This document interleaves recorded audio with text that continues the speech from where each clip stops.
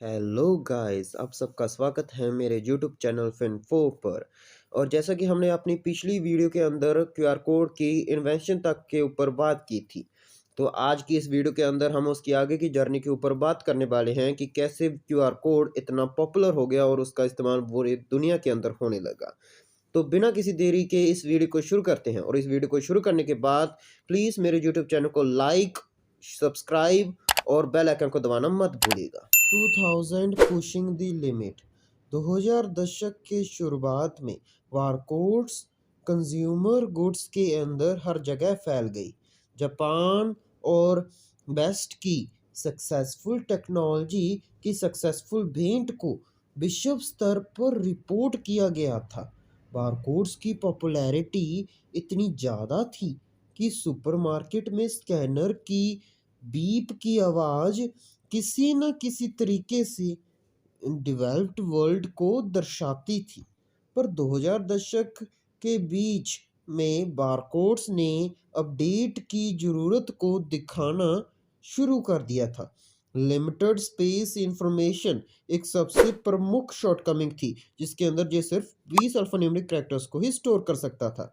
Barcode की character limit 1970 में काम करती थी, पर 2000 के अंदर नहीं, जब डाटा स्टोरेज की ज़रूरत बेसिक एसकेयू नंबर से इन डेप्थ प्रोडक्ट डाटा में बदल गई थी। मोरोवर, कई सारे बिजनेसेस कांजी और काना जैसे स्पेशल कैरेक्टर्स का इस्तेमाल करना चाहते थे, पर बारकोड इन्हें सपोर्ट नहीं करता था। बारकोड्स को महंगी पॉइंट ऑफ सेल की ज़रूरत थी स्कैनिंग प्रोसेस को पूरा करने के लिए, पर शुरुआती बिजनेसेस इसे अफोर्ड नहीं कर सकते थे। फाइनली सुपरमार्केट्स में लोगों की लंबी लाइनें लगने के कारण बारकोड्स ने चेकआउट्स को धीमा करना शुरू कर दिया था, क्योंकि उन्हें इंफॉर्मेशन को रजिस्टर करने के लिए खास डायरेक्शन से ही स्कैन करना पड़ता था। और इससे भी बुरा, अगर बारकोड्स डैमेज्ड हों या उन्हें स्कैन ना किया जा सके, यानी वो अनस्कैनेबल हों, तो कैशियर्स को उन्हें स्टॉक बुक्स के अंदर अपने हाथों से प्रोडक्ट की डिटेल्स को रजिस्टर करना पड़ता था। फैक्ट्री की असेंबली लाइंस जो बारकोड स्कैनर्स का इस्तेमाल करती थी, उन्हें भी इस स्लोडाउन से जूझना पड़ा। एक धीमी सुपरमार्केट लाइन एक चीज़ थी, पर धीमी फैक्ट्री लाइंस का प्रभाव बॉटम लाइंस पर भी पड़ा था। Slow supermarket lines ordinary consumers के लिए एक असुविधा थी, पर फैक्ट्री लाइंस के लिए यह एक बॉटम लाइंस को झटका था। अब विश्व स्तर पर फैले हुए दुनिया ने बारकोड्स की लिमिटेशन को रियलाइज करना शुरू कर दिया था।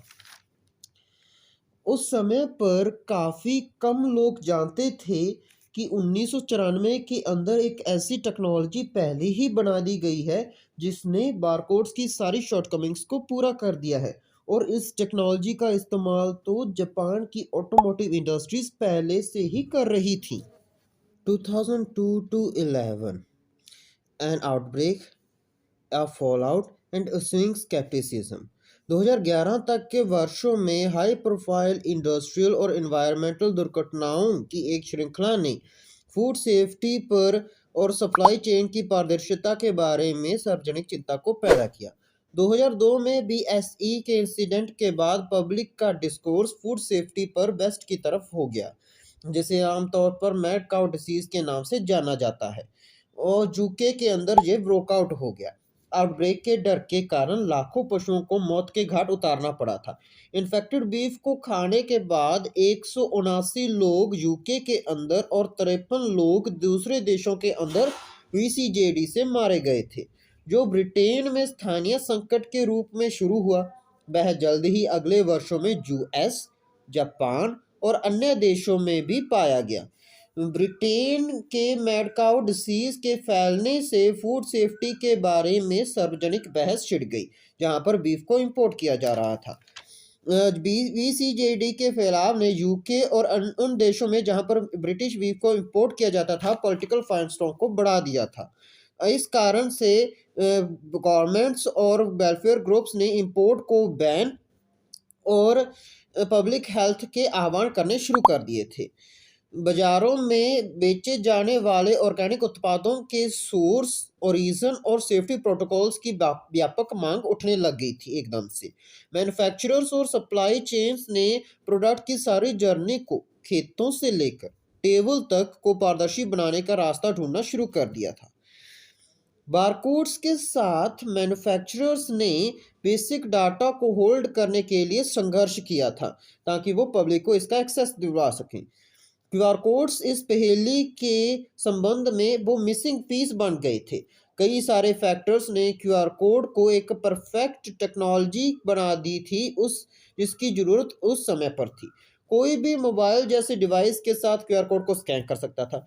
क्यूआर कोड उसी समय पर एंड यूजर्स को इंफॉर्मेशन भी प्रोवाइड कर सकता था और एसकेयू के लिए भी इस्तेमाल किया जा सकता था। कोई भी क्यूआर कोड को किसी भी डायरेक्शन से जल्दी ही स्कैन कर सकता था। क्यूआर कोड को ओपन इंटरनेट के साथ कनेक्ट भी किया जा सकता था और ये बारकोड से 200 गुना ज़्यादा डाटा को होल्ड कर सकते थे।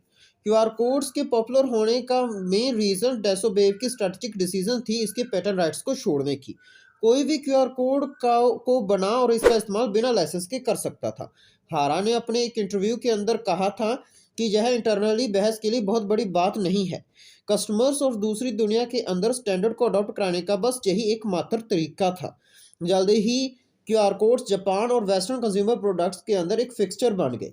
2012 की रिपोर्ट दिखाती है कि 66% व्यापारियों ने अपने प्रोडक्ट के ऊपर क्यूआर कोड्स का इस्तेमाल किया था और 5 में से 2 व्यापारियों ने तो क्यूआर कोड का इस्तेमाल अपने मार्केटिंग कोलेटरल संपत्ति पर भी किया था। क्यूआर कोड्स रोजाना की जिंदगी में एक फिक्सचर बन गई और इसका इस्तेमाल बड़े और छोटे बिजनेसेस भी करने लग गए थे। मैन्युफैक्चरर्स ने इन्वेंट्री मैनेजमेंट और यूजर्स को वेबसाइट्स, कूपन्स और कई सारी अन्य चीज़ों की तरफ खींचने के लिए क्यूआर कोड्स का इस्तेमाल करना शुरू कर दिया था। पब्लिक ने पैकेजिंग से प्रोडक्ट की इंफॉर्मेशन को कैमरा स्कैन की मदद से निकालने को काफ़ी ज़्यादा इंजॉय किया था। यह बारकोड्स जो सिर्फ 20 अल्फान्यूमेरिक कैरेक्टर्स को स्टोर कर सकते थे उससे बहुत बड़ा बदलाव था। 2017 के दशक तक कई सारे ऐप डेवलपर्स ने ऐसी ऐप बनानी रिलीज करनी शुरू कर दी थी जिसे क्यूआर कोड को स्कैन किया जा सकता था। कुछ समय तक क्यूआर कोड को के लिए ऐप डाउनलोड करने को एक छोटी बाधा के रूप में देखा जाता था, पर यह अब सब कुछ बदलने वाला। 2017 the biggest break for QR codes in a decades. Apple iOS 11 में मूल रूप से क्यूआर कोड स्कैनिंग को शामिल करने से पश्चिम में क्यूआर कोड को अपनाने की सुविधा में तेजी आई, जिसके बाद गूगल ने एंड्रॉयड के लिए भी यही कदम उठाए। ओएस ने क्यूआर कोड स्कैनिंग को आईफोन कैमराज के अंदर एक मेन फीचर बना दिया। उसी समय पर गूगल ने अपने पहले मोबाइल ओएस एंड्रॉयड 8.0 पर भी यही कदम उठाए। दो दुनिया की सबसे बड़ी mobile OS QR code scanning को नेटिव बना रही है, तो इसका मतलब है कि अब बिजनेसेस एंड यूजर्स को जानकारी शेयर कर सकेंगे। मोबाइल यूजर्स के लिए यह उनकी जेबों में एक छोटा सा क्यूआर कोड स्कैनर होने के बराबर था। उन सालों में के अंदर एप्पल iOS 11 रिलीज हुआ था, तब क्यूआर कोड्स की पॉपुलैरिटी यूएस के अंदर काफ़ी बढ़ गई थी। एशिया, लैटिन अमेरिका और बाकी दुनिया में एंड्रॉयड के गढ़ के कारण क्यूआर कोड्स को ग्लोबल पब्लिक कोड के क्षेत्र में पहुंचाने में मदद की। चाइना क्यूआर कोड को मूल रूप से बनाए गए साधनों से परे अपनाने वाले देशों में से एक था। चाइना में क्यूआर कोड पहले से ही अलीपे और वी चैट जैसे सुपर ऐप्स के माध्यम से पेमेंट करने से लेकर कैब रोकने तक और अन्य कई सारी चीज़ों के लिए उनका इस्तेमाल करता है। अलीपे के cofounder Chinese billionaire Jack Ma को अक्सर पेमेंट्स के लिए क्यूआर कोड का उपयोग का नेतृत्व करने का श्रेय दिया जाता था, जहां तक कि मिस्टर हारा भी कभी ऐसा संभव नहीं सोचा था। हारा ने भी कभी ऐसा संभव नहीं सोचा था। एक दशक बाद क्यूआर कोड्स हर जगह थे। वो कुछ क्षेत्रों में इतने ज़्यादा पॉपुलर हो गए कि उन्होंने देशों जैसे इंडिया, ब्राज़ील, इंडोनेशिया, सिंगापुर और चाइना में लोगों की मसल मेमोरी को लगभग नष्ट कर दिया था। उन देशों में ऑनलाइन पेमेंट्स करना क्यूआर कोड का डिफ़ॉल्ट मोड माना जाता है। 2020 and beyond the rest is history. 21वीं सदी के सबसे भयानक संकटों में से एक ने 2020 में दुनिया को प्रभावित किया। कोविड-19 के लिए दुनिया तैयार नहीं थी।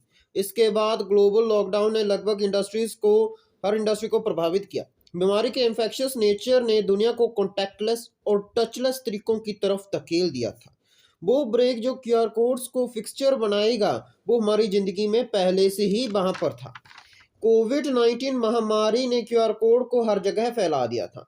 रेस्टोरेंट्स, सुपरमार्केट्स और ई-कॉमर्स जैसे व्यवसाय जो पैदल यातायात और ह्यूमन कॉन्टैक्ट्स पर निर्भर थे, उन्होंने बाएं, दाएं और केंद्र में क्यूआर कोड्स को अपनाना शुरू कर दिया। लोगों ने फिजिकल कॉन्टैक्ट बनाने की बजाय सामूहिक रूप से क्यूआर कोड पर आधारित विकल्पों को चुनना शुरू कर दिया था, जैसे कि भुगतान और साधनों तक पहुंचने के लिए। महामारी के कारण पश्चिम में एक्सप्लोसिव और स्पष्ट क्यूआर कोड्स को अपनाया गया। कई सारी सरकारें जैसे कि इंडिया, साउथ कोरिया, ऑस्ट्रेलिया और सिंगापुर कोविड-19 कॉन्टैक्ट ट्रेसिंग के लिए क्यूआर कोड का इस्तेमाल उन्होंने करना शुरू कर दिया था।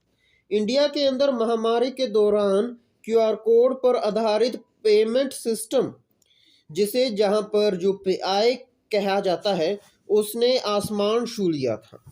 फोरकास्ट यह दिखाते हैं कि 2024 के अंदर करंटली 26.95 मिलियन स्कैनर्स हुए हैं और यह एस्टिमेट लगाया जा रहा है कि 2024 के अंदर के अंत तक ये 97.8 मिलियन और 2025 में ये 100.5 मिलियन हो जाएंगे। जो एक पैशन प्रोजेक्ट के रूप में शुरू हुआ था, वो आज हमारी रोजाना की ज़िंदगी में एक फिक्सचर बन गया है।